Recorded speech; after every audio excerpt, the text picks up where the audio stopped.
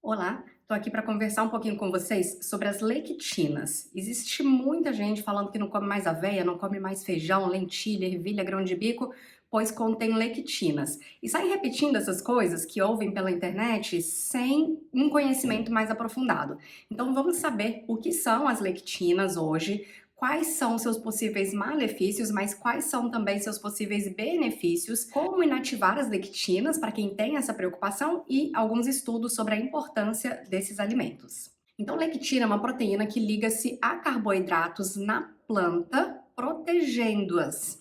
Nos seres humanos, quando nós consumimos alimentos contendo lectina, como feijão, como aveia, essa lectina chega ao nosso intestino e pode chegar ativa ou inativa.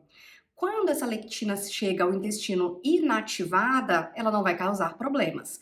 Mas quando ela chega ativa, ela pode causar náusea, vômito, dor de estômago, diarreia, gases e estufamento, porque justamente esses alimentos vão conter algum tipo de lectina. Existem vários tipos de lectina.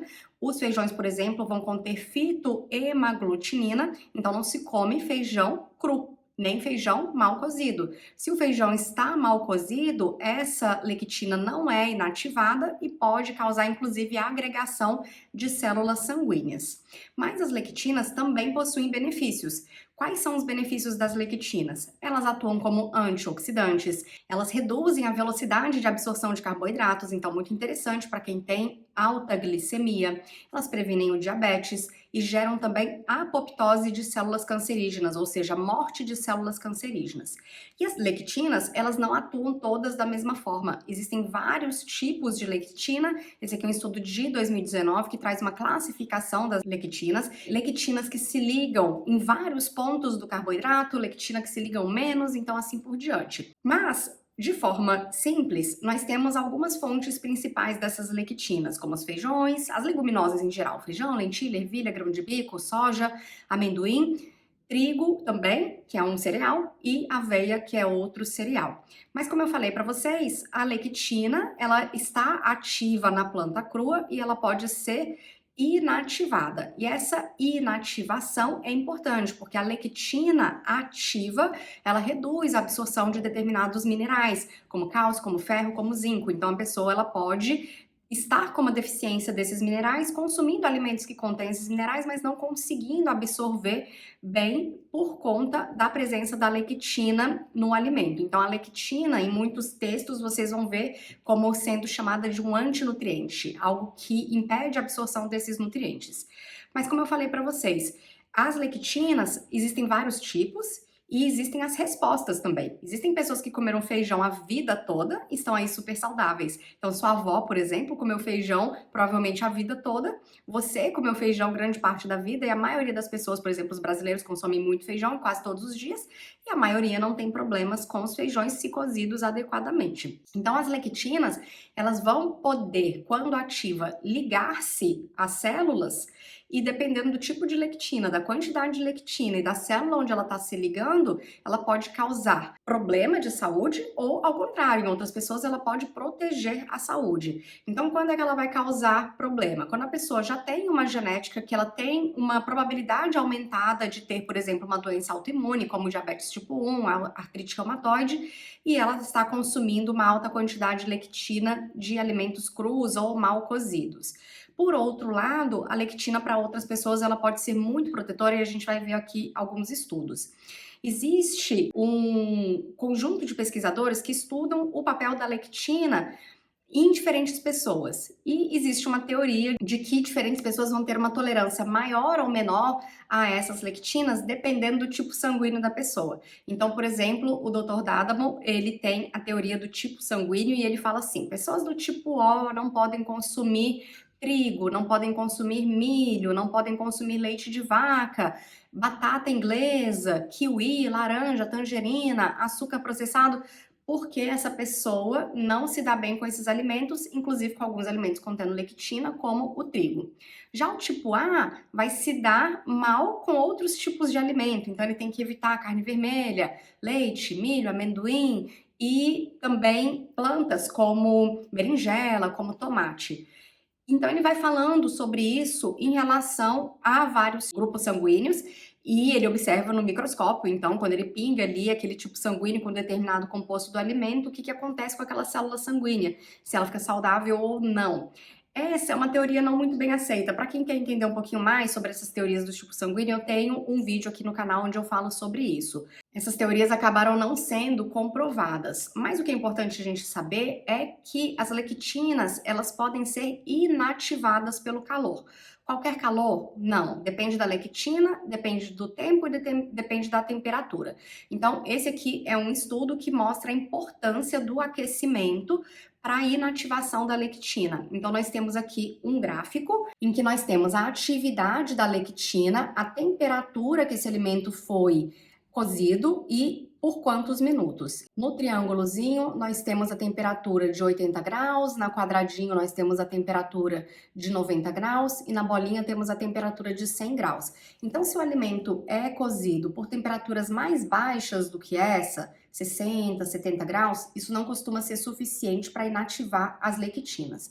Quando a gente começa a aquecer, então, por exemplo, começamos a elevar a temperatura para 80 graus, nós inativamos já a parte da lectina se cozinhamos por mais tempo. Agora veja que uma temperatura de 100 graus, que é a bolinha, cozinhando por 5 minutos aquele alimento, você já inativa 100% dessa lectina, tá? 5 a 10 minutos, 100% da lectina. Então, por exemplo, muita gente tem falado assim, não consuma aveia, porque a aveia contém lectina, a aveia não é um alimento para o ser humano. Isso não é verdade. A aveia é um alimento muito benéfico, claro, se você se dar bem com esse alimento. Existem outras questões relacionadas à aveia, além da lectina, existe quantidade de carboidrato, quantidade de fibra, etc. Mas a aveia que você compra no supermercado, ela já vem cozida. Tem, inclusive, um vídeo na internet que mostra como é feito o beneficiamento da aveia. Então, a aveia ela já passa por cozimento a 104 graus Celsius. Então, a aveia que você compra no supermercado, por exemplo, a aveia em flocos, ela já vem com zero de lectina, não tem que se preocupar por conta disso. E eu trouxe hoje para você 2 estudos que falam do benefício desses alimentos. Então tem estudos mostrando, por exemplo, que o consumo de feijão traz impactos cardiometabólicos positivos muito importantes para a saúde. Inclusive, quando nós estudamos essas populações do Mediterrâneo, essas populações das zonas azuis, tem um vídeo também aqui no canal 2 vídeos sobre as zonas azuis, que são as zonas do mundo, as regiões do mundo, onde as pessoas vivem mais tempo e com mais qualidade de vida, as pessoas costumam consumir uma quantidade grande de leguminosas, seja feijão, lentilha, ervilha, grão de bico, mas sim, esses alimentos costumam fazer parte da dieta e são alimentos benéficos, contém fibra, contém proteína, e que melhoram não só a saúde do coração, mas melhoram a saúde intestinal, isso é super importante. Tem muita gente que fica tomando probiótico, e não alimenta bem essas bactérias intestinais. E uma forma de alimentar muito bem essas bactérias intestinais é justamente consumindo mais leguminosas, feijão, lentilha, ervilha, grão de bico, soja.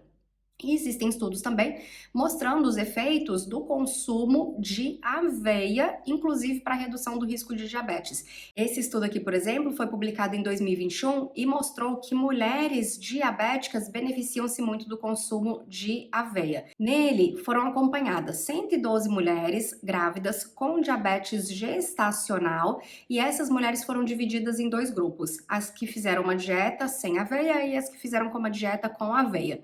As mulheres do grupo da aveia receberam 30 gramas de flocos de aveia por 4 semanas, no almoço e no jantar.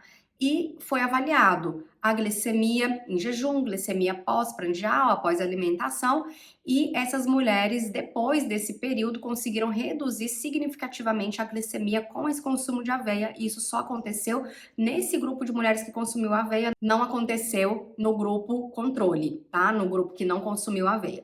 Então, não precisamos fazer esse terrorismo. É claro que você é a melhor pessoa para saber como você sente-se após o consumo de cada alimento. Então, se você sente-se bem comendo feijão, pode comer feijão. Se você sente-se bem comendo lentilha, pode comer lentilha. Comendo aveia, pode comer aveia. Comendo trigo, pode comer trigo. Então, isso varia muito de pessoa para pessoa.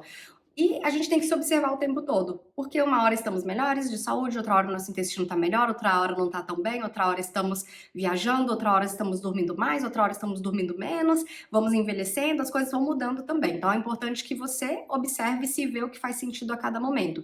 Mas não existe um único alimento que pode acabar com sua saúde, nenhum único alimento que vai fazer com que sua saúde, que está péssima, melhore significativamente. Tudo é um conjunto de coisas, é o quanto você come, como você cozinha, que quantidade você come, em que momento você come. E se você quiser saber mais sobre os benefícios da alimentação, eu tenho um curso específico chamado Dieta Anti-Inflamatória, e nesse curso eu falo dos benefícios dos alimentos e falo também de estratégias anti-inflamatórias para que a gente possa manter-se saudável e de como fazer o rodízio também de dietas. Isso é muito importante, principalmente se você tem na família pessoas com doenças autoimunes, se você tem um risco de doença autoimune, ou se você já tem o diagnóstico também de doença autoimune. Então, importante para a prevenção e para o tratamento. Claro, se você estiver passando por uma questão mais urgente, estou disponível para consulta. O meu site é o andreatorres.com/consultoria e ali você já consegue fazer o seu agendamento.